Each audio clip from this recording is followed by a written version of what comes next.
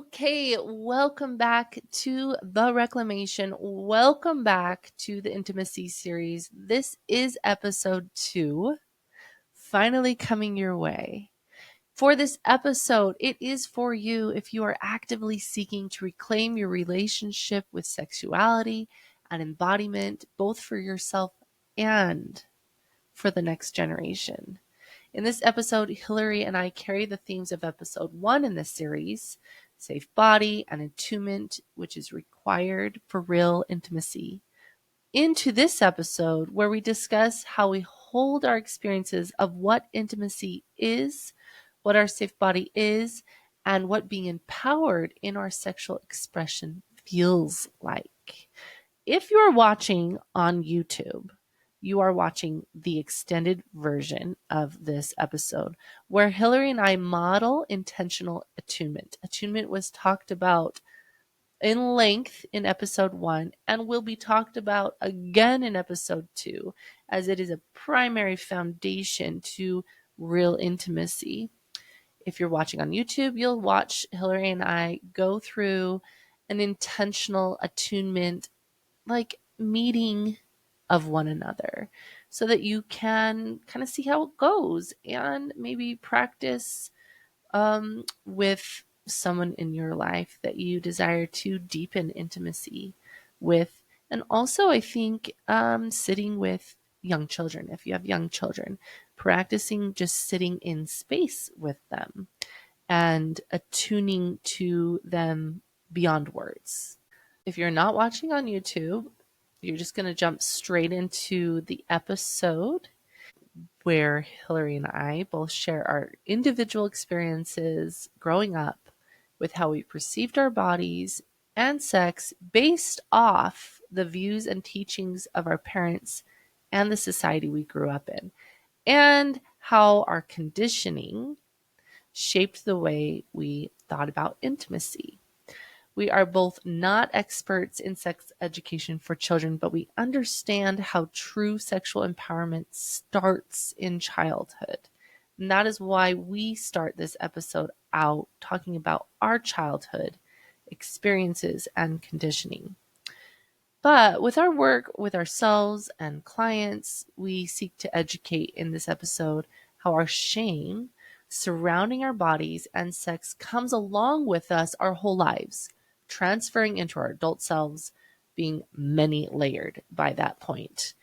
We really highlight how shame was held within ourselves and how working with the stories there can transform the way we relate intimately in our adult lives. Our conversation touches on the significance of the root chakra in developing a healthy sense of self and intimacy, and how parents can model safe touch and emotional presence for their children.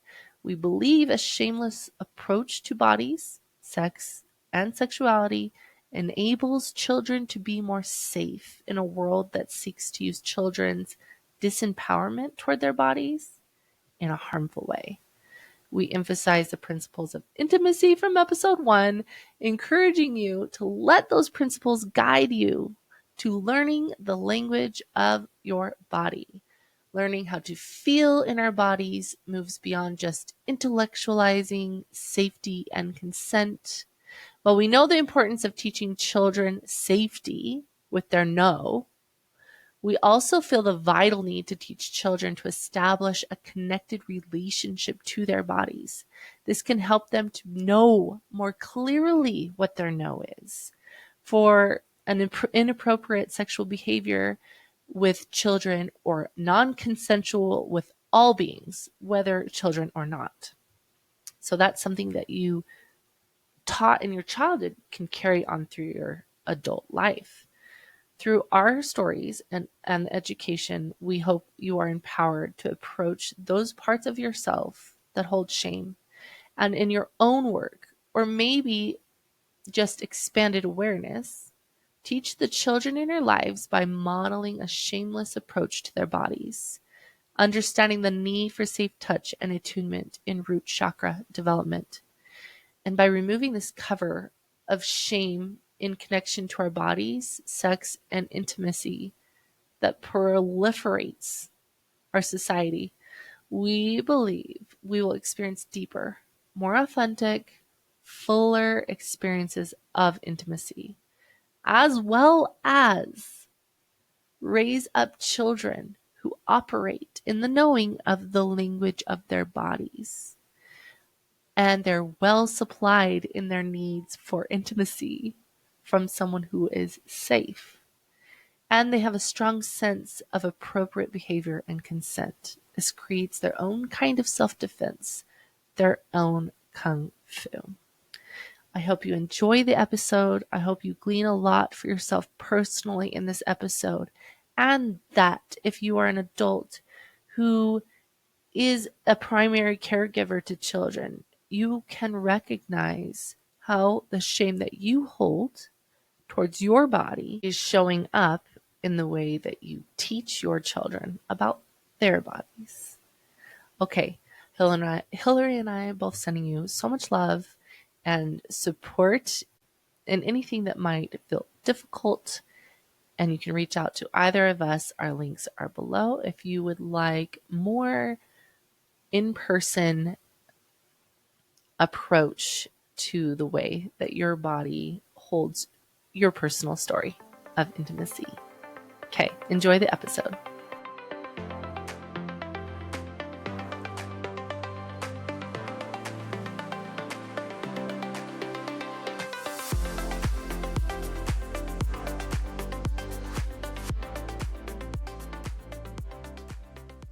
Okay. So welcome back to the second episode in our intimacy series with Hillary and Malia.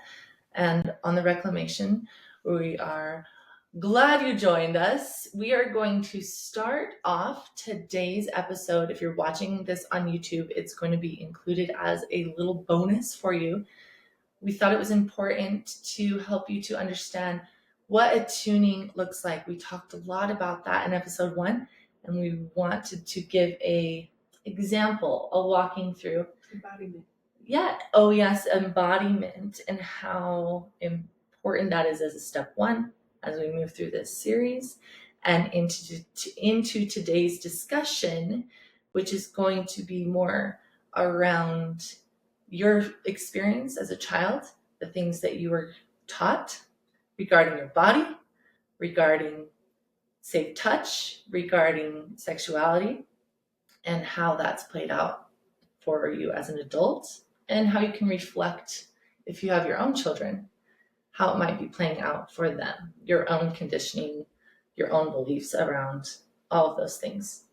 So, as we do, anyway, Hillary is going to guide us through attuning to one another so that this episode can just be really embodied, which is like what we're here to do, right? I would say a lot of the work is just being an embodiment guide. So just teaching you through, I'll often say, I can show you better than I can tell you. Yeah. So sitting in a lot of sessions, just guiding people into their own internal being and then into their own internal journey and care, understand what safety is, intimacy is, attunement is. We talked about those in the last episode, and just walking you through a real life practice of, okay, this is what it is, this is what it looks and feels like, and this is how I practice embodying and becoming more of this felt experience. Yeah, you did say about we can language things, but let's experience them too. So that's what we're doing for you here today. And let's go. Okay. And again, this is something you can use with anybody, partners, kids, anyone. And doesn't have to be this formal, but we'll just use this as a formal setting to teach from. So What I'll often do is just have each of us begin to go into self and just close your eyes, activating that vagus nerve to get you into rest and digest, into that parasympathetic phase, deep belly breath.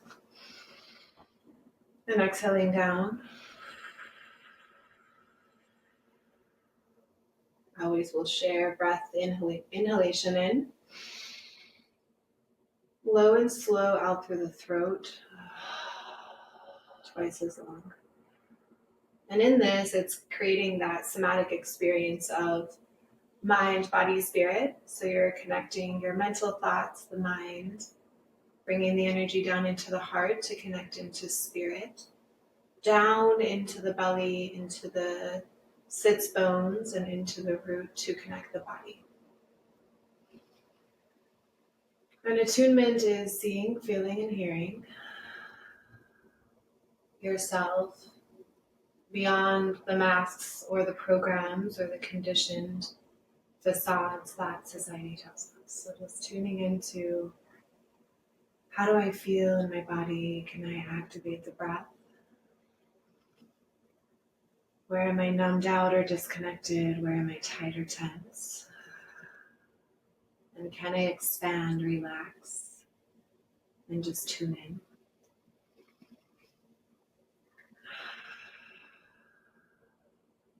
The intimacy is first created with ourselves. What are the parts of myself that I'm wanting to fix or change or judge or shame?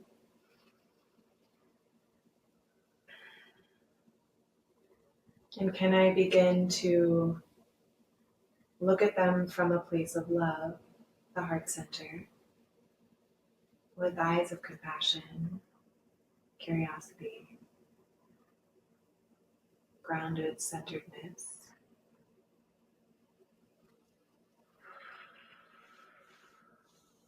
And then that safety is when you take that breath from your head, being in that monkey mind, that fight and flight, deep breath in. And sending it down into the body, into the root. And just with the breath, starting to expand and relax, open, soften.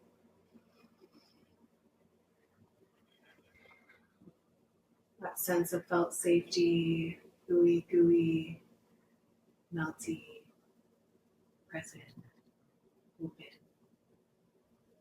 And those five senses, tasting, smelling, hearing, seeing, feeling your internal being, your internal world.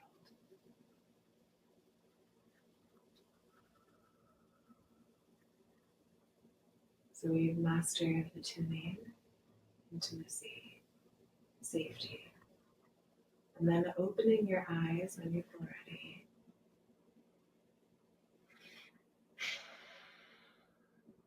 And the embodiment part comes in when we can be fully in body, fully in self, tuning, feeling, hearing, seeing, staying aware of my regulated system.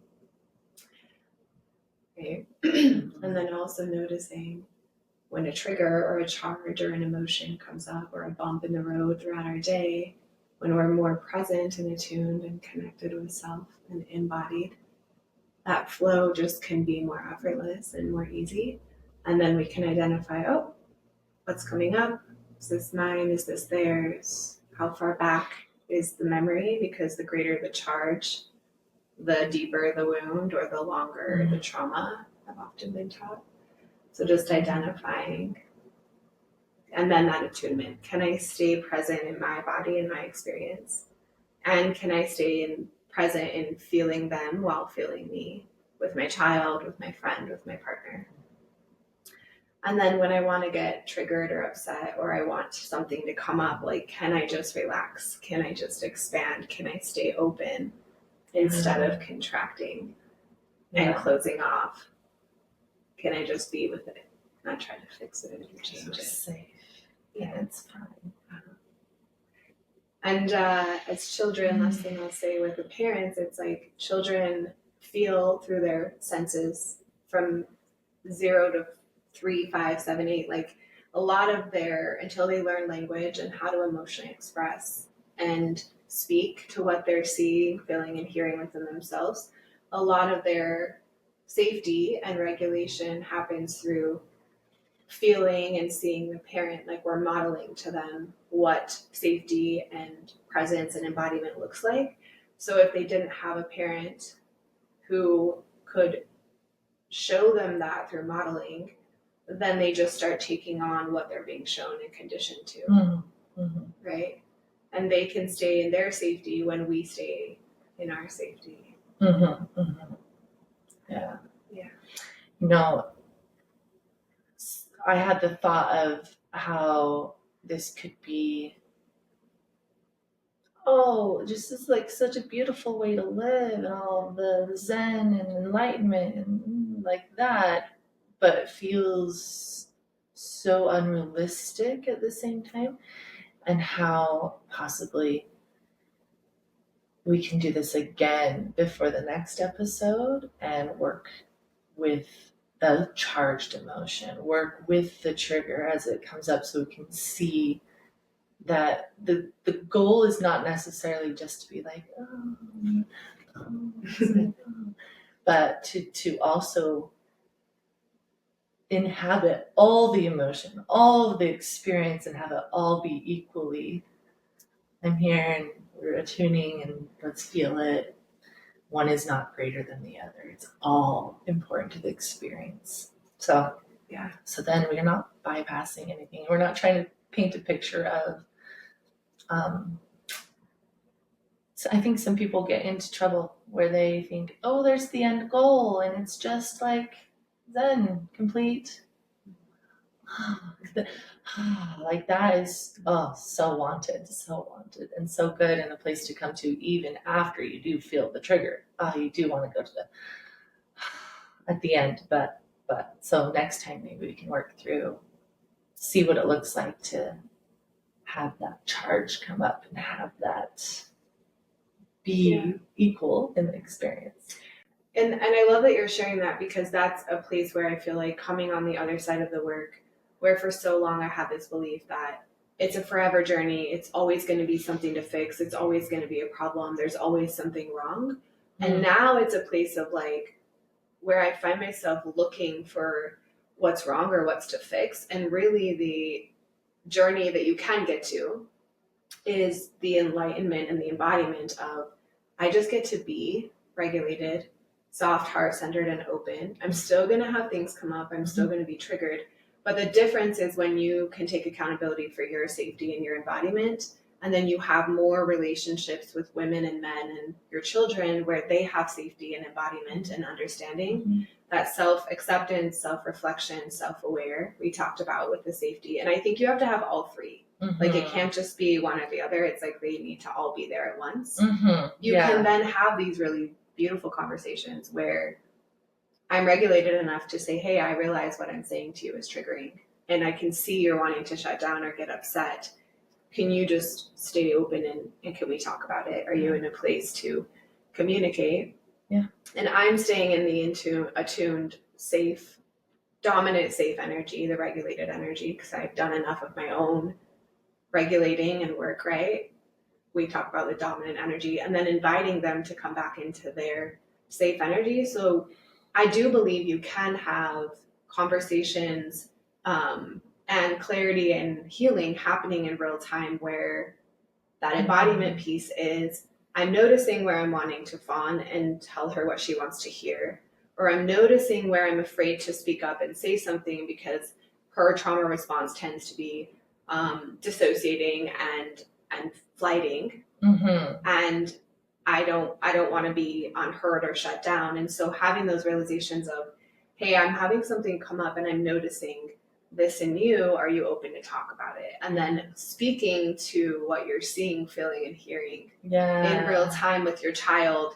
Hey, I'm noticing you're getting anxious and you're wanting to turn away from me. Or, hey, I'm noticing that you're looking around and kind of the ADHD, right? Where they're just, it's like, well, I'm back here. Yeah. What are you feeling? Guiding them back into attuning and realizing, like, if we could live from this place more consistently, then all of our relationships can live from those places more consistently. And I believe this is why we do the work. This is why we sit with our triggers. This is why we're on our mats, we're in yoga, we're in meditation. Like, the personal work is so important. Vital.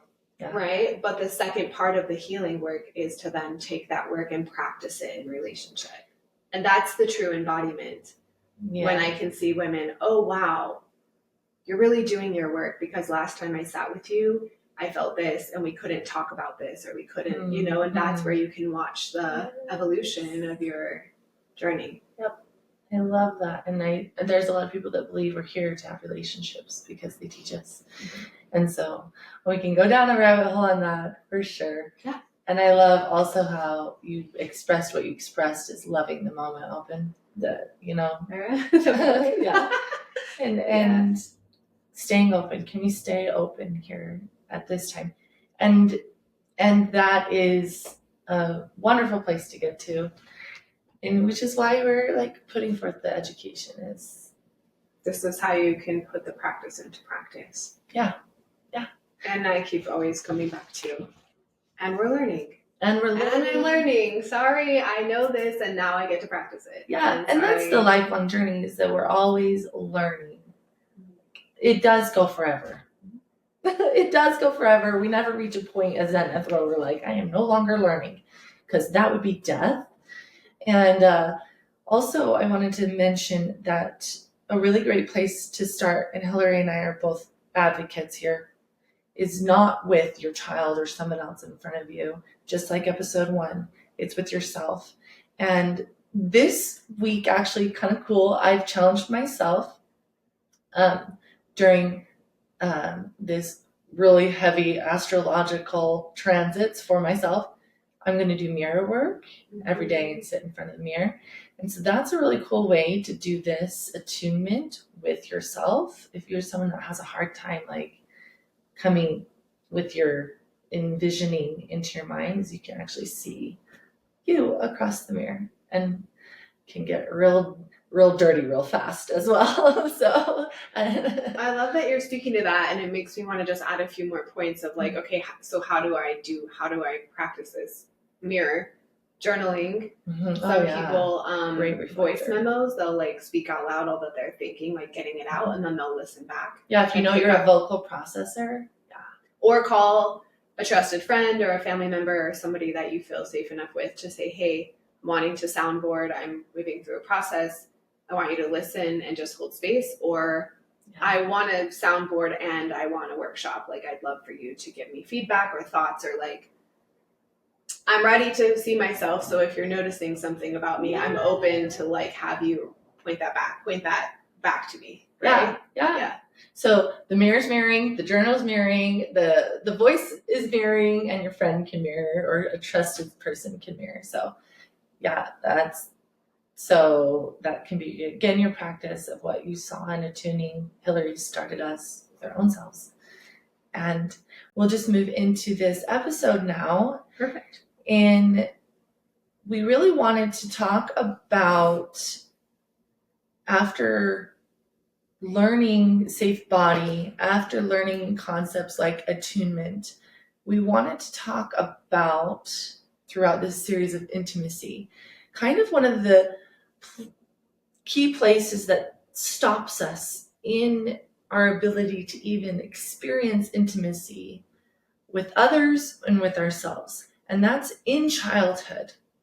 And that's where our ideas and our beliefs, conditionings, experiences, they all root from in those childhood, unless you're a past life person, because then they could go past, but experiences.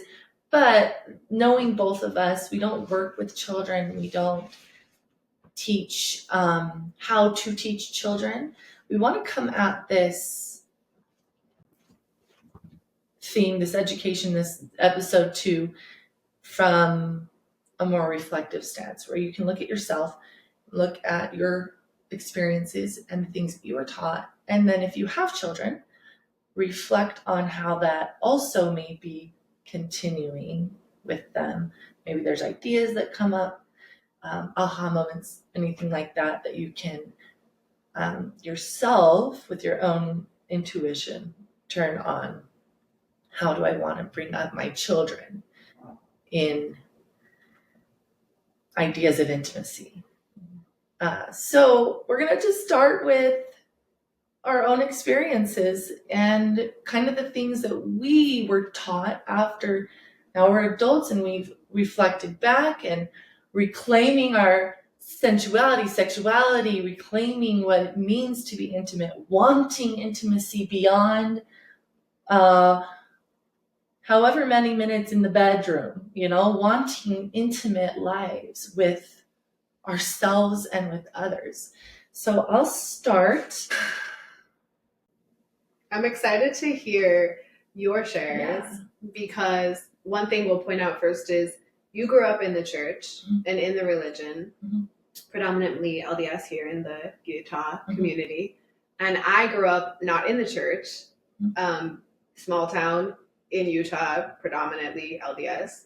And so I love that we have that like duality of this was your experience and this was mine, and they're so different, and how like that, but they also can be connected so much in the same. So I'm excited to hear some of your stories, because I'm sure there's things like I haven't heard from you yet where I'm like, okay, so I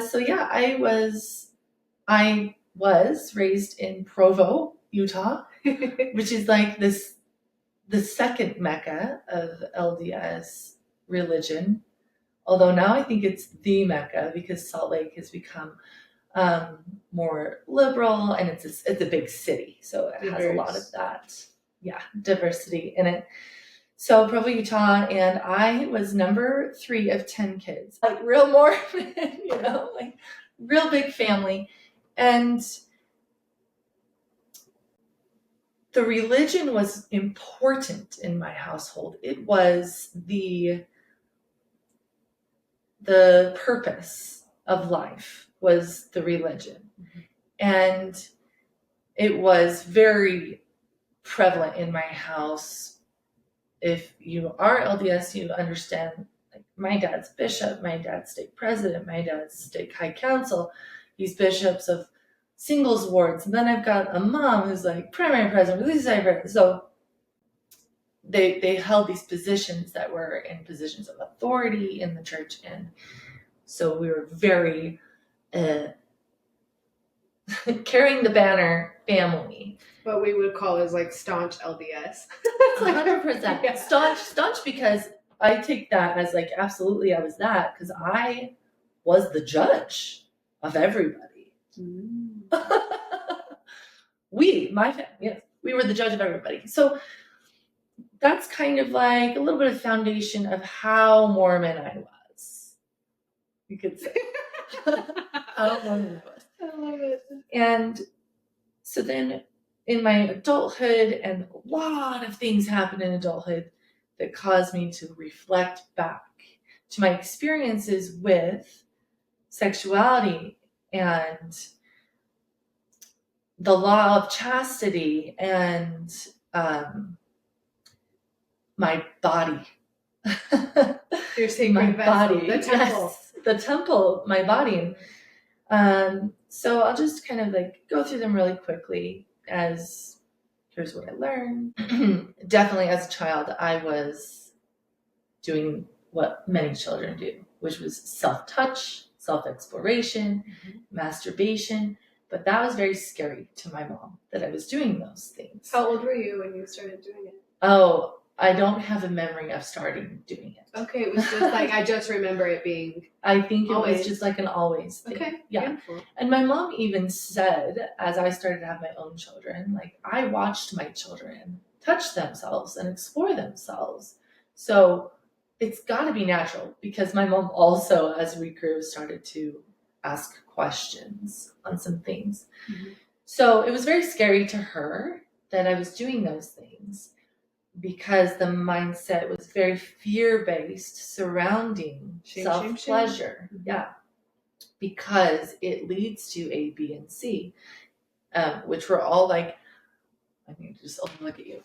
Yeah. So tell me what you were like. What were you taught? What does the church teach you guys about if you self-pleasure, if you masturbate? What do they like? The shame and fear or guilt of it's going to lead to X, Y, and Z. Like what are the or the XYZs? Yeah. Like what were you guys told? It's hard to know what the church taught and what was taken into the homes. Yeah. So yeah. Okay. So because sometimes I'm like, I don't know if this was in like the church handbooks and predominantly taught, but there's a lot of. What was your experience? Translation from what's being taught into the people and the parents, and then into the homes, that seem to be pretty standard and has created this culture Okay. that is maybe not necessarily what you would find in a handbook. So I can't say that way, but I do know that they taught against masturbation, and they still may. I don't know. Mm-hmm. And so that's self-pleasure, right? And what can I ask? Why were they so against? Do you like, whether it was your mom telling you this or like your studies from the church and being a part of the religion, what was the reason why? Did you ever understand, like, well, I know I'm not supposed to do this, but like, why? Okay, so I can just tell you what I think was the why. Okay. Again, I want to look up the handbook because I'm curious as to actually what was the why. So based off of my own self and the way my parents behaved with this, I took that as if you masturbate, you're basically having sex with yourself, and we don't have sex until we're married, and then that's the only way that is okay for you to experience and touch those parts of you. That was the only space that was by God fine. Reverend acceptable. Okay. Yeah. Okay. Yeah. Otherwise, it could lead to having sex before you're married. It could lead to, I mean, this one's crazy, but like, it could lead to me wanting to dress more immodestly because I feel my body. Yes. That eros, that erotic, that yes, sensual pleasure. Right, which is all dangerous because, we don't want you to get raped, and we don't want babies before babies need to be here, and also this very sacred thing that is it's like next to murder. That's what I've been told. I've been told that I've been told that by a handful of you guys from the church. Better not do this, right? Yeah. And so that was with self-pleasure masturbation. Okay. And then also modesty was like incredibly strict in my household.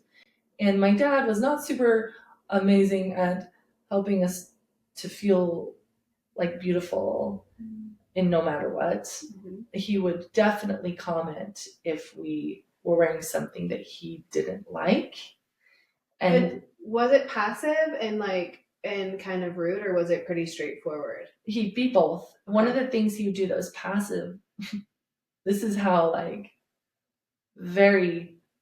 equated this to saran wrap the other day to a friend. How my body was just saran wrapped with layers and layers and layers and layers of hide yourself.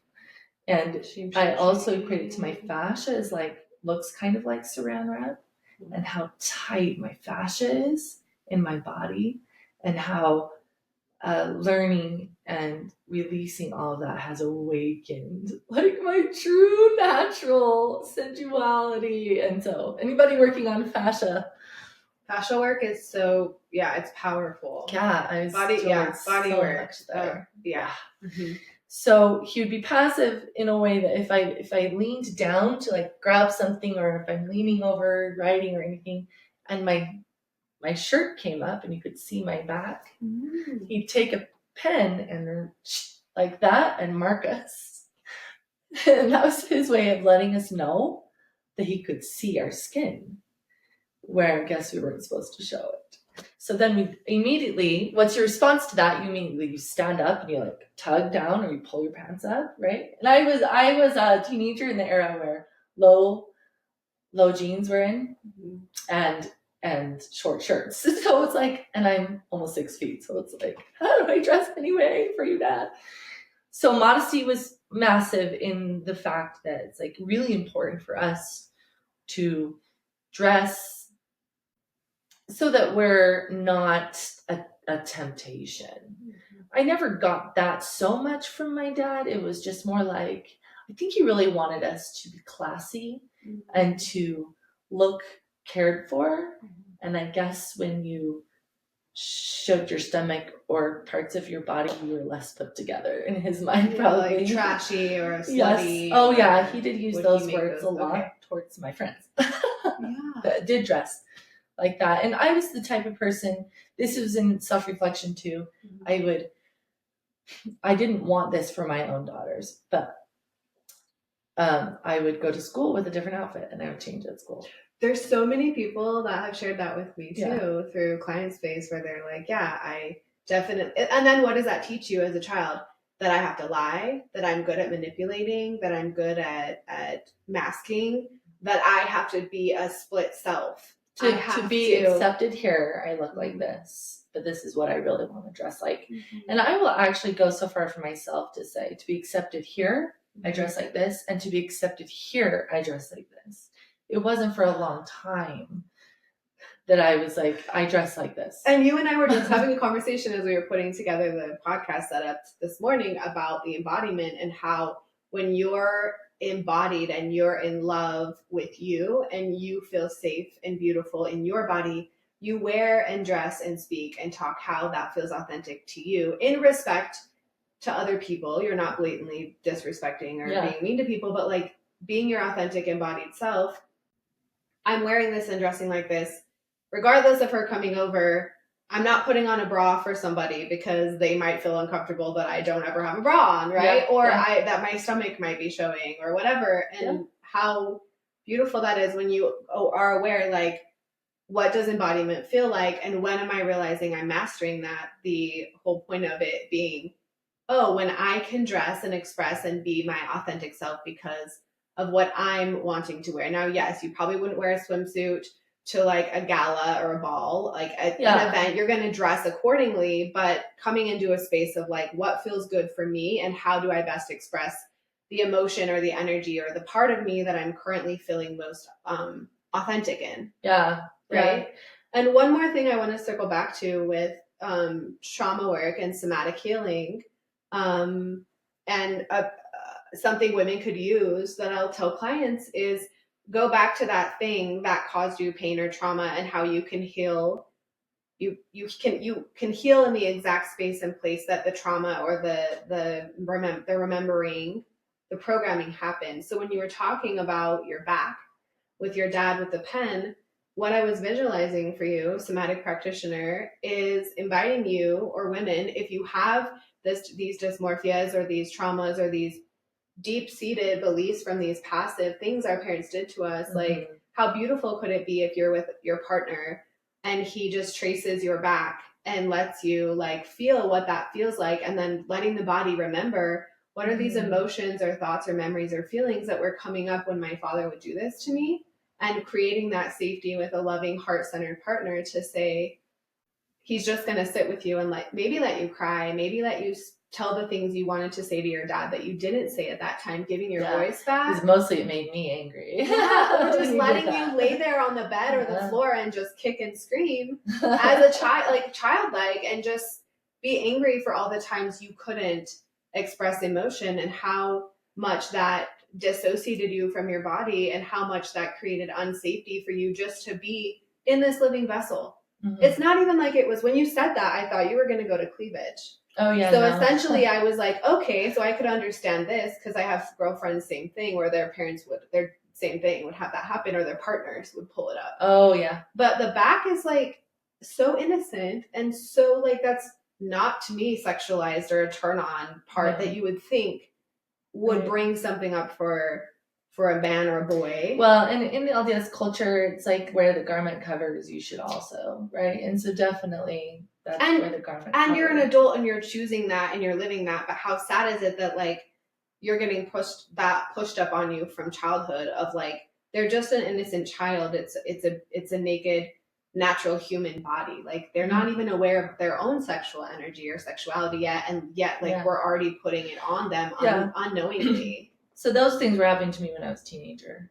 So it wasn't a child. And I think that I understand the mindset too. So this is actually a really good exercise as well. So, because there's a lot of conditioning that we have that was like, oh, well, this makes sense. But when you deconstruct it, you know that it was like, oh, this was shameful. This was a passive way to get me to buy into his thinking. And his thinking was like the garment and the modesty and the classiness. But that was my dad's ideal. And his way of I guess, wanting a woman to look for whatever reasons he had. So deconstructing that of like, oh, what do I want to take it back to like, what do I think about my body and how do I feel as a woman? But the other question I have for you is like, what did your mom think about your dad doing that? Did she ever say anything? Did she ever ask you about how that felt? Like, was that just your father's disciplining and he's running the house and he's doing what he thinks is right as a church leader and a father figure and a godly person? Yeah. And then like that whole thing of like where we talked about earlier, this creation with women of, if it's not nice, don't say it. You don't want to trigger them. You don't want to upset. And this whole like, women don't have a voice. Women have to fawn. We have to people please. We have to abandon self at the sake of everyone else. Did your mom ever say anything? Was that ever anything? She didn't. And to be clear with my dad too, and this will make you laugh because you kind of know some of my tendencies when I get uncomfortable. He would do it as a joke or as a tease. So that was like mind-blowing to me when I recognized that was a trauma response too, when I go into joke and tease. And I think that is also his way of dealing with discomfort. So he sees his daughter's back and it's uncomfortable to him.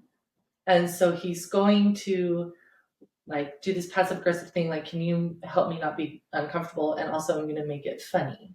Because he would just do it and say no words and walk on, and there wouldn't be this energy of like, I'm ashamed at you. Oh, yeah. Okay. But it was very obvious what he wanted you to do and be aware of. I want you to know I can see your back. It's so funny now too. I'm like, it's my back. Anyway, but I wanted to get back to, so that was modesty. Modesty was very safe body, strict. Shame. Okay. And I couldn't wear certain dresses to the dances, and I got to my senior year and wanted to change, and my parents would see the pictures, and all of that started to happen. And I love that. I remember being in college and going to a ball, like a homecoming, I think it was, and I wore one of my high school dresses that came with a shawl, and I left the house in the shawl. I did live at home my first year of college. I left the house in the shawl, and I took it off, and the pictures, it was just spaghetti strapped. And even as an adult, my mom still was like, why did you do this? Why did you dress like that? And how come you didn't wear your shawl? So showing my skin and dressing that way was always something I did anyway, but was not welcome in my house. But back to like my body. Okay, so that's one way that my body was not welcome. Was not like safe. You must cover this. But as a really young child. So I did have some sexual abuse from a babysitter. And that kind of sets this stage. For me, how I embodied that was that I'm bad. I'm bad. And I'm wrong. And so then, just like you said, with the attunement, it's like, can I be open? I can't, because I'm bad and wrong. And this is the fascia again. It's just like everything's really tight. And in my hips, and in my legs, and my stomach, it's like just so tight. Close. And what that does too, throughout your life, is you externalize that, and you bad and wrong, that kind of judge. Thing. I'm the judge. I'm the judge. And so that was that first experience with like sexual encounter that was non-consensual and harmful, and left imprints that were ugly in myself, in my body. And then being shamed with masturbation, because I do remember my mom talking to me about it, how that was like fear. You can tell when there's like fear in your parents' eyes. And then as like a 6-7 year old, I had another sexual encounter that was child on child this time. And it was a whole different experience because it was multiple times and it was consensual.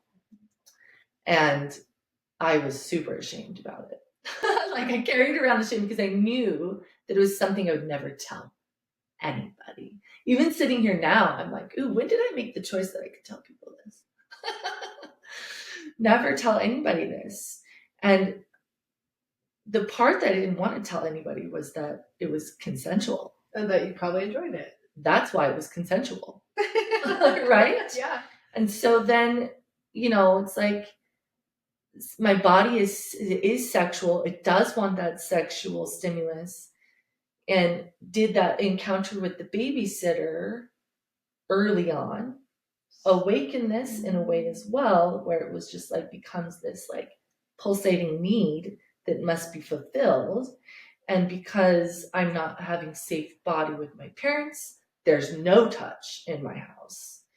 I'm not getting that fulfilled. I'm not talking anything sexual, but they're all in one. As we'll explore through this series, it's all one. And because I wasn't receiving it when it did come my way, and this is like super important for people who are afraid out of their minds about like inappropriateness, right? It is because I wasn't receiving something that my body wanted in any way. So like the cuddles and the snuggles and also like you're hurt and things like that. It wasn't. And then like, we're going to cover your body as well. And, oh, I see you doing that. Shame. When it came my way with child on child, and I can't even remember how it started, my body was like, oh, this is what I've been missing, when that could have been received differently. And I didn't have to have all these years of also working through that shame and blah, blah, blah, blah, blah. So for me, that's how I became an adult. My perspectives towards sex and body were very LDS, and they were very like, you keep it tight and clean and covered. And my own experience sexually with my husband was fulfilling yet limited, because I just had no education. Fulfilling but limited is interesting because, okay, the goal was achieved, but it's very limited in that how you achieve the goal and how big that goal feels, essentially, as the fascia started to loosen in my body and as the tightness started to loosen. That experience started to open up bigger, and I was like, I have no idea what I was missing, because I was disassociating in that experience, but didn't know that I was, because the goal was always achieved. But I was disassociating in it because of the traumas that had come up with it. So I think that and to speak to listeners, the dissociation happening where what I'm hearing you say is you're just having an orgasm, or some women having sex often with partners for a long time and not achieving orgasm, or maybe only realizing clitoral and not realizing the internal experience of pleasure because they're dissociated, so they're not in their body. Yeah. And then they're not having full body pleasure in their full experience because it's a chased destination, achievement, goal, limited, but what was the word you used? The goal was achieved, but it was limited in its experience and how you're doing it. And so those were kind of the things that happened to me, and sort of the beliefs that were put my way, conditioning that was put my way about how we dress and what our bodies are for. And I come from an athlete family, so we did, like, our bodies were used very much in strength. Strength is important in my family. And also then the sexual encounters and my own self-pleasure in all of it being wrong and bad. So then as an adult, you don't know that you're holding that in you. until you begin some sort of process that starts to loosen that up and it comes to your way, and then you can consider, how do I want to approach this with my own children? One thing I knew I wanted to do before I had my own deconstruction was to have sex be on the table. Meaning, let me clarify that. I mean, you can have both if you want. Yeah. It's just any like, table in the house you pick. Very clear, laid out. Yeah. We're not having this discussion in a quiet, closed door like I was raised. Like, come in, shut the door.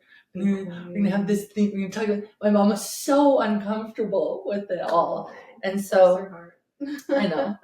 So I know I wanted that, and then as I got more adulty, it was a lot more unraveled, and I'm still working through fear of, does this lead to this type things, which is fun because we're exploring together and you're teaching me a lot, and lucky for everybody, this is an ongoing series of education. Excited to keep diving in. Yeah. So that's my foundation of safe body, intimacy. So intimacy was only there really wasn't a lot. I mean, if you think about it, it's like intimacy to you was sex. Yeah. 100%. And that's it. And I find that so common here, especially with people coming out of the church or still in the church or trying to navigate where does my truth versus the truth versus their truth? Where does it all lie? Yeah. And sitting with clients in really intimate space where we're just literally like this, and it's very intimate and they're very open and they're very raw, and they're like, even me doing this technically in the church growing up was wrong or bad because I wasn't supposed to be sitting alone with another woman intimately that isn't my wife. And so sitting through that right, when you have a male client. When I'm and it's like there's nothing, this is intimacy and it's innocent and it's pure and you're feeling seen, heard, and felt and understood, and that vulnerability is like, oh wow, this is supposed to only be for my partner, with my partner, even in non-sexual ways, right? Because they want to sexualize everything. Yeah. Mm-hmm. So do you want to go over yours again? I'll make it quick. Yeah, I'll make it quick and short. Essentially, safe body for me. My mom grew up Catholic on her side, and then my dad Mormon, Jack Mormon, not Mormon. So I feel like I had a mix of like multiple religions that I was exposed to as a child. Very Catholic grandparents, married in the Catholic Church. My grandparents joined the church later in their 50s and then became very like staunch LDS is what we call it in our family.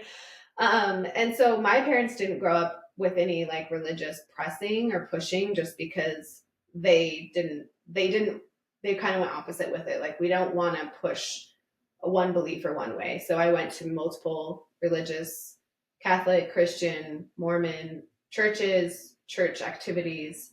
So I was pretty well versed in experiencing, but religion in general is very purity culture, shame, guilt, fear. Like, the body is the temple, it's the sacred thing. So I think it's in all religion, obviously, right? But for me, safe body, I feel like I was pretty safe in my body.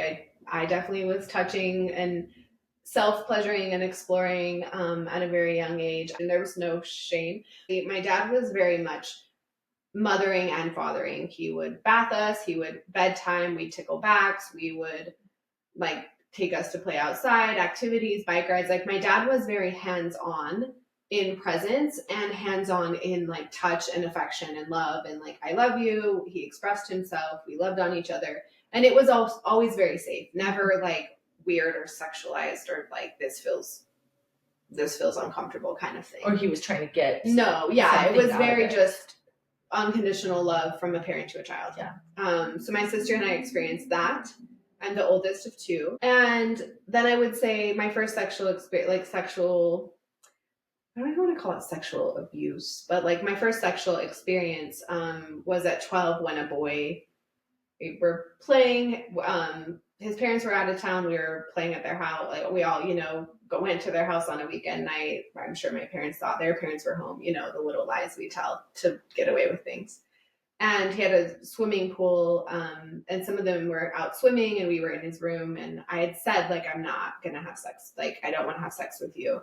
And then he proceeded to, like, penetrate me at some point anyway.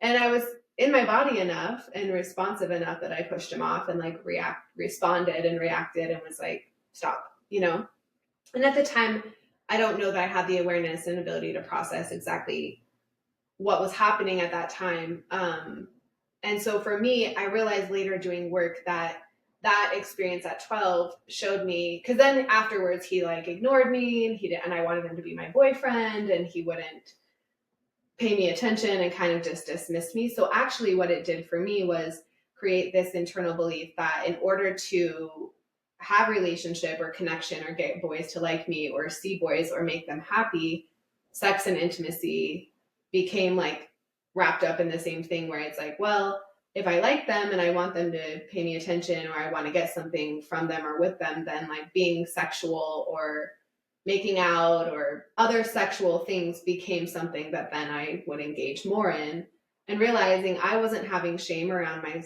like exploration as a teenager and in high school, but I would get shamed from like friends or other people if I would share stories like, oh my gosh, I can't believe you did that. And I think it was just their shame projecting on of like, oh wow, you're so freely like sexual and expressing, right, and connecting, that it just showed a mirror for their own judge of sex and connection and intimacy. So I think for me, because we talk about safe body and intimacy and sexuality and how they're all different but can be connected in the same. And for me, I would say that I didn't have shame around being in my safe body. I didn't have shame around self-pleasuring, but then I didn't have a lot of shame around sexual exploration and intimacy as far as like I chose and I decided. And so therefore, like I felt empowered in my body and my sexuality and my experiences most of my life. My parents, from that perspective, my dad created safety for us to be in our bodies. The one thing he would make comments about, I would say, that created some shame and like visual for me was food and like body weight, because like we go through that phase of the chubby, pubescent, teenage phase. And my sister was tall and thin. And so my dad would compare us in ways where like, she can eat that, but you can't eat that. So for me, shame in the body played more out in eating disorders and in body image. And like in order to be desired and beautiful and feminine, I need to be thin. Yeah. So important that you pointed that out, because that is so important. There's a lot of ways to be safe in our bodies. And it's not just through knowing that our body is ours and our sexual centers are not bad, but also through what we look like. And then not being LDS and being, I mean, I would make out with boys and like, grinding and like pleasuring, but I was like, well, I'm not doing anything wrong or I'm not bad because I'm not having penetrative sex. So for me, it was different where I'm like, well, when I choose to have sex, thinking I'm going to do it when I'm married or when I feel ready, I didn't have shame around the like playing to the edges of that. Right. Okay, right. And then my parents not being part of the church in one way or the other in a major way had just said like, we want you to feel safe to talk about sex. If something's happening, come and talk to us. Aware of being on like birth control and talking about my period, like all of those things were free for me to come and talk to my parents about. And I would say my dad was more comfortable with the uncomfortable conversations and the intimacy and the vulnerability, whereas my mom was a little more like, it was her own discomfort, right? And so I remember having that experience at 12 with that penetration and knowing like I had the safety to say, get off of me, stop. Yes. Which is why I'm saying like, I think it's essential that we don't shame the body and the self-touch and the exploration, because when we're able to explore that without shame or fear, we stay in our bodies, we know our safe body, and we also know our trigger of consent and our yes and our no from a young age, which is what I had.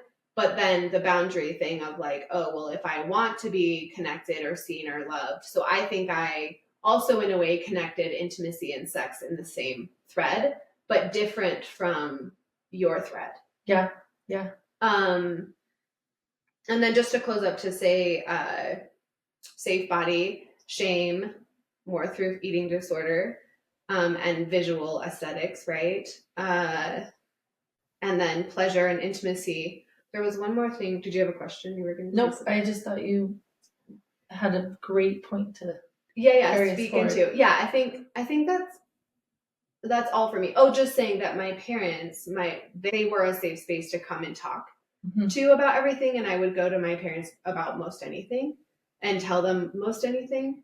Although I wasn't having penetrative sex and I wasn't being as promiscuous with so many boys and as frequently as some of my LDS friends were, because it was so, don't do that, shame, shame, shame. It's like restricted. It was like they almost went into it like, what is this thing that's so hidden and mysterious? I'm going to go find out. And more having shame put on me or judgment put on me from their parents versus my parents shaming me necessarily. And just realizing, like, with that experience with the boy, telling my mom, and she was present and she was open, but I think looking back, like, she went into her own trauma responses where she kind of went into I would say like a free state. Yeah. Because she was not raised with parents who taught her how to be in safe body and comfortable to talk about sex and intimacy and your sacred I could see how that would cause somebody just like, I don't even know what to do here. Yeah. And so I feel like it was talked about, but it maybe would have been an avenue, as if my mom was attuned and aware of her sacred sexual power and the gift of what it is. I think that could have been an invitation for her to share, oh, well, you're powerful and this is something sacred, and like, if you're going to choose to do those things, or how are you feeling, what do you need, like, do you need therapy, do we need to talk about it, in those kind of ways where she would have been more attuned. Yeah, just to close out to say, and we'll move into the next part, but yeah, again, it's just that authentic expression of teaching our children their power and their bodies and saying, okay, express yourself, but why are you choosing to wear those shirts, and like, how does that make you feel, and what is it doing for you, like empowering the power back to them. And I think, what would that look like if we did it from that perspective of getting curious? Yeah, I love that. I love that invitation. What would that look like if, and all the responses are valid, and you just be curious about your responses too, and what's a fear-based response, what's a conditioned response, what's also a response that's fantasy. In my fantasy mind, it would be a perfect world if, but what some things you said right there at the end segue perfectly into the whole purpose of this episode, which is talking about our sexual trauma and how that has conditioned our belief systems as adults, and also how we hold that in our own selves as adults, and also how we're teaching our children. You had a few examples, like your mom, you could tell when she would freeze up and go into her own trauma, my dad and his own trauma, and how their unresolved issues filter down. And so thus it does with all the things. And this episode is geared towards getting people to just look. If that's the first place that you are, after we talked about safe body, episode 1, and attunement, what are some of those things that are in your way from being able to experience your body? And is your fascia tight? Are your sexual centers closed up? How is your experience if you are sexually active? How is your experience? What is it based off of? All of those things. And I think that a lot of people are they're looking for a different way to talk about sex. Even within the LDS church, the Mormons, the leaders are looking for a different way to talk about it because results are in. The way that it's being talked about now is not producing what they hoped. Another thing that was so important about your story versus my story was that you experienced that safe touch. You experienced that intimacy. You were fed this way. There's a really great analogy. I have a friend who was working through her own sexual trauma, and she had an experience where she envisioned her sexual self, her erotic self, as this beautiful sunflower. And it was in the middle of this table, and around the table were all the parts of herself. And if the flower is wilted and dying, because what was happening is all these parts of herself were protecting the flower, protect the flower, protect the flower. But the flower wasn't getting fed. It was just being protected. And that caused all these parts of self to not receive food around this table. There's nothing, there's no nourishment for them. And allowing that flower to be open and feeding it, and she knew her ways of feeding her flower. It allowed all the other parts of self to be nourished. You received that nourishment and still experienced like sexual interactions that were not desirable. However, you had this consent of self, that you knew where your line was. It sounded like a lot of the experiences that you had were, you were so aware in them. I know that this is what I'm doing, and this doesn't make me feel bad. It's outside in, it's not inside out, where the shame is coming from. Whereas for myself, my flower didn't get fed, but through safe touch with parents, through intimacy, through being attuned to, and I sought for that in a lot of different ways that you can seek for that. And so for this, how our sexual trauma has brought a relationship towards intimacy and towards our body that I think is so clear between the two of us, and what how our life experience led forward after that. Okay, so some of the last key things that we want to talk about when we're talking about our own sexual trauma, and how the first episode of Safe Body and learning to feel yourself, that's so important, absolutely foundational to being able to experience our bodies in a way that feels good to us. And so if people are already in an experience of life where they've had so much that didn't feel good to them, and again, the tightness and everything that's coming up because of it, and how you may be projecting to children or to family members or to everyone outside of you, like the ultimate judge here, I'm the ultimate judge, because I'm projecting to you what I didn't get, essentially, and has led me staunch. I'm just like, I'm the judge.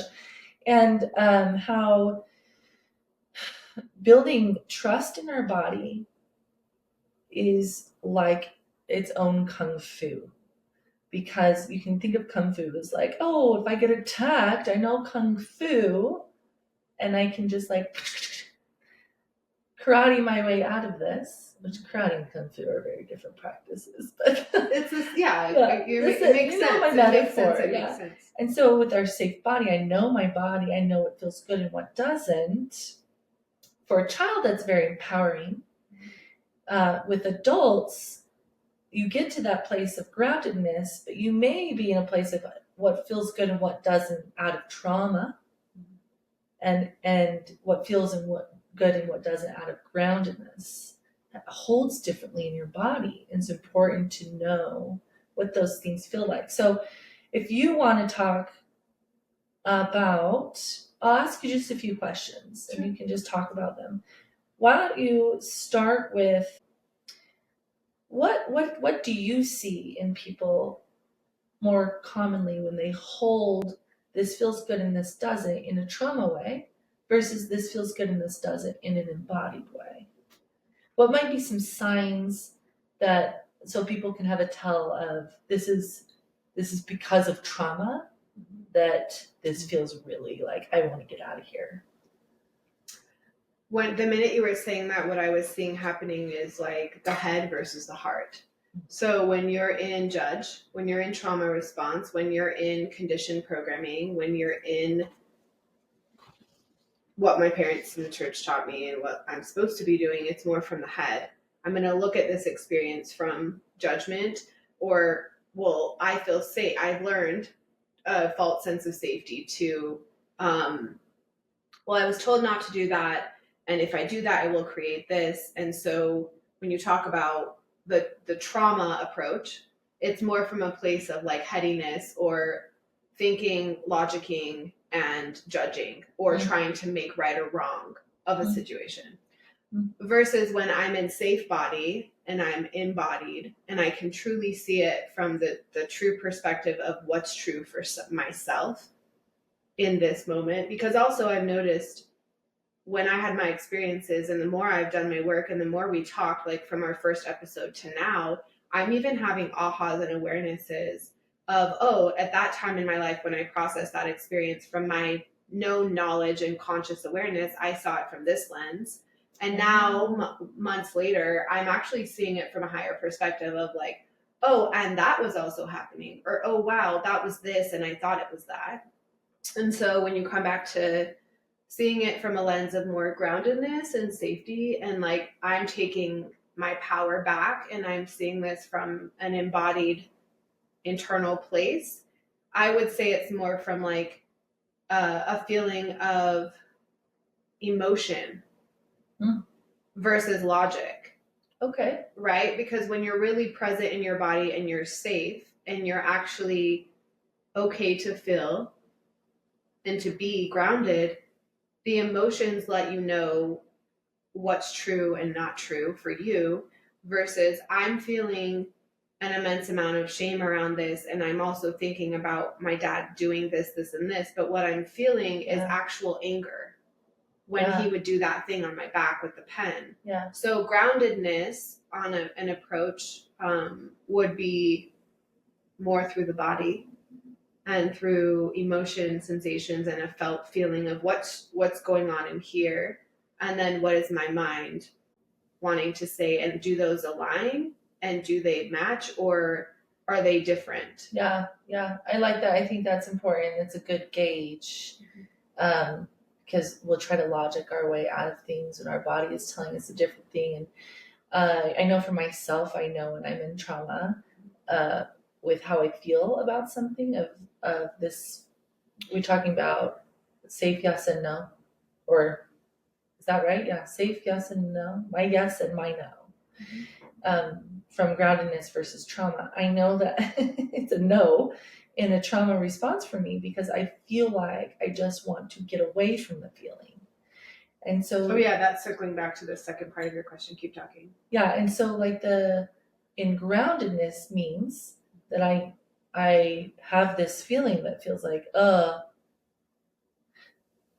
can sit with it. Mm-hmm. It's the attuning. Mm-hmm. I know that I can be with it in my body. Mm-hmm. Safety there, and like you were talking about, I can feel the emotion. Mm-hmm. And I can actually feel it all the way through its whole cycle. Mm-hmm. Rather than, I feel this, that's tightening. And also when what I went into when you asked that as well, like my whole train of thought goes, is your yes and no their yes and no? Yeah. And is your yes and no your true yes and no? And that's the part of like where we talk about, am I still operating from wounded inner child where, well, this is true and I'm telling myself it's true, but really that's my parents' truth, versus is this now my adult centered embodied authentic truth where I could see my parents just were doing the best they could They were just telling me and teaching me what they knew. I love them, and now I'm owning. I think that's the like heart versus head of working through trauma. Am I responding from trauma response, unsafe body, or the trauma body, or am I pain body, or am I responding from safe body? Yeah. And the heart versus the head, but also your true yes and no might be different than the yes and no that you've been conditioned or programmed to think is your yes and no. I like how like for both of us, our goal is to get people living full experience rather than just Below here the head. up, neck up. I love how you offered some opportunity for people to pair the two. Is their yes and no is my yes and no their yes and no? And sometimes it's true that it is. I have this really turn off lately to the word authentic. I'm so for authenticity, right? But I feel like it's been so overplayed that I'm like, y'all are ruining what authenticity is. And I think that it could be a misconception that authenticity means sort of like we talked about in the beginning. I've arrived at this place and it's concrete who I am. Where I would like to say authenticity begins when somebody says, wait, is this me or is this you? And we've talked about that in a lot of different ways today. Okay, can you go into why the root chakra establishment is really a key player in how we carry any sort of conditioning connected to our bodies, conditioning connected to sex, up through childhood and into adulthood, and with this really established root chakra or non-existent root chakra in adulthood, and then offer from there some ways people can begin to attune to their root chakra. Okay. So, yeah, root chakra is the chakra centers are energy centers that are in the body, and they open and develop at different ages as we grow from in utero to 21. And they connect mind, body, and spirit maps or pathways to each one. So root chakra connects our physical body to our legs and our hips and our anus, and it's all about, it connects our digestive system. So kids who are picky eaters, who have irritable bowel syndrome, or they have constipation, all of that is connected to root chakra. So, and which root chakra is also food, water, safety, shelter. Root chakra is developed in the womb at contraception. So our root chakra starts opening and awakening inside of our mother's womb, and we're corded and connected to her from essentially 0 to 3. We don't have our yet sense of self until the solar plexus starts awakening around 3.5 to who am I outside of my parent, my mother, my father, and that's that testing of boundaries and pushing the terrible limits. twos. Yeah, it's 2.5 to 3. It was always 3 in my experience. Is always 3. Yeah. So 0 to 3, you're technically very corded and rooted to the mother, and so what we don't realize is we take on a lot of her co-regulation or lack or dysregulation. Her internal system is very attuned and connected to our internal system. And then I have a comment on there. We talked about how we carry this root chakra development up through adulthood. So then we have women becoming mothers with whatever was established for their root and passing that on. And it's really important to know the stories of your mothers. Yes. When I start working with clients, we start at the root. We start with the mother. And I'll ask them, what was your mom's pregnancy like? How did she feel about you? What was her birth story? What was your birth story? What was her experience in labor? our first traumatic experiences coming out of the womb, cutting the cord. That's the first human experience, right? The first like, aha, that was, birth can be traumatizing, but I don't think it has to be. Yeah, it's definitely intense, is what I would say for sure. Yeah. But it doesn't have to be, sides. I don't believe it has to be a traumatic experience for the mother and the baby. If more of America, society, the world understood the beauty and the gift and like the sacredness of the mother and birthing and if the we body. were more embodied. Yeah, more in safe body. Yeah. Okay, so the root chakra developing in utero, according to the mother. Yeah. How it continues its development. So I think having that attunement where even if you have a present father and a hands-on father, I think the essential part of the mother being attuned and connected and nurturing and feeding and loving and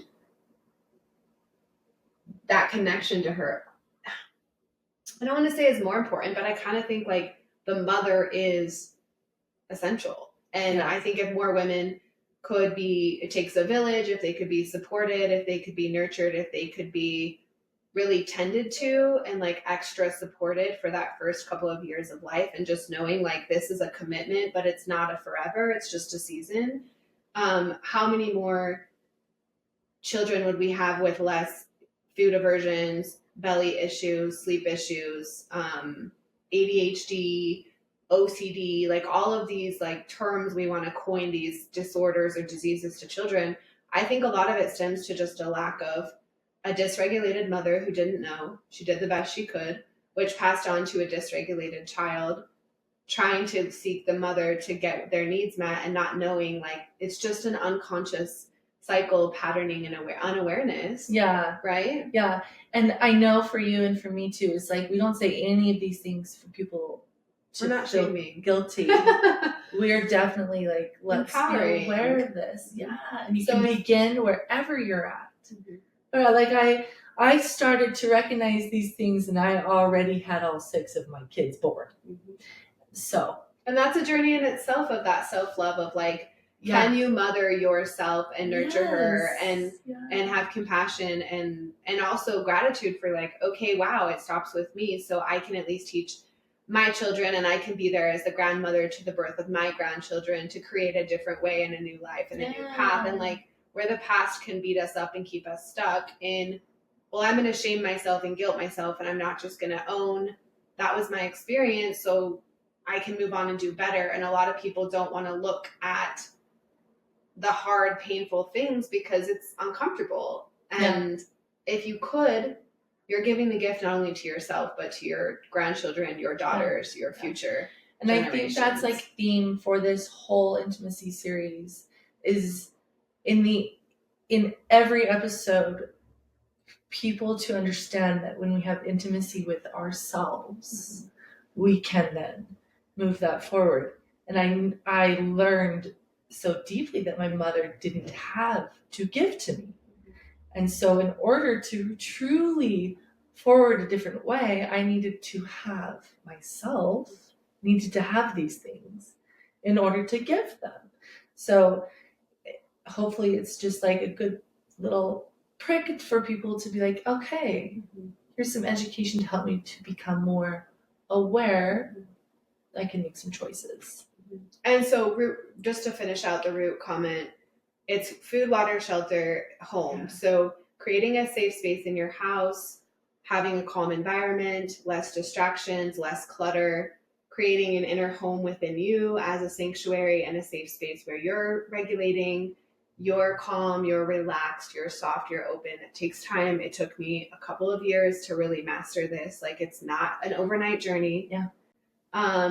Which looks like taking baths, going for walks, getting out in nature, scheduling yourself massages, like whatever nourishes and feeds your vessel and fills your cup as a mother. Take time to do that so that you can pour in and nurture your children, because we all know you can't pour from an empty cup. So it starts with your intimacy, your mothering, your self-awareness, your love, and then teaching that by being it for your children. You know, it's interesting because you talked about that root establishment and how it's food, water, safety, shelter, and how these are the resourcing. In somatics, resourcing just means that you do things to fill your cup. Go eat something yummy, delicious, food, water. Did you say water? Mm-hmm. That's the bath, that's the river, that's the ocean, all the things. Food, water, safety. Yeah, safety is interesting. It's different for a lot of people. Whatever you feel safe. Some people like to get that massage too because it brings them way in touch with themselves, and they have a safe practitioner, or even just chatting with a friend that you feel like helps reground you and center you. Or even the cuddles with no words could help people feel safe. Anyway, so that's cool how you that ties together when we as mothers want a resource. We're going back to our root and providing for ourselves all of those nourishing things that we can then turn outward and give. And then the co-regulation of the safety and attuning, where just laying with your child and like tucking them in to bed at night, or sometimes parents who co-sleep, or laying on the couch and just being with them without distractions, without external stimulation, just fully being present in the moment. When they're feeling a big emotion, what are they feeling? Guiding them back into their body, letting them have a voice, like not shaming or shutting down their experience, but teaching them, okay, it's okay to have these feelings, but how do we start to understand what they're teaching us about ourselves and what needs are needing to be met through these expressions, right? Yeah. And the food, water, shelter, breastfeeding, bottle feeding, nurturing, holding, co-sleeping, putting the baby in the bath, like all of the things we would do to mother ourselves, mothering the child, and how oftentimes they're either not being given to the mother, so then they're not being given to the baby, or they're overly poured into the baby, and then you've got these dysregulated, fried mothers who are at their wits' ends. Yeah. Like it just is not a good, so it's for everyone. It's for everyone, and hopefully can help people who, the woman who is overworked and overserved, that's still wrong. Overgiving, and maybe ought to look at the root chakra development there, and how the patterning of the women in her life, and how it was more important to pour into the child and not receive of yourself. A lot of different things there. So just to kind of like summarize a lot that we talked about in this episode in connection to our sexual traumas and our root chakra development, and how that all connects into how we're experiencing intimacy in our adulthood. The primary themes were of receiving intimacy as a child. And really it can all connect down to root chakra development. Really healthy root, because it's going to develop.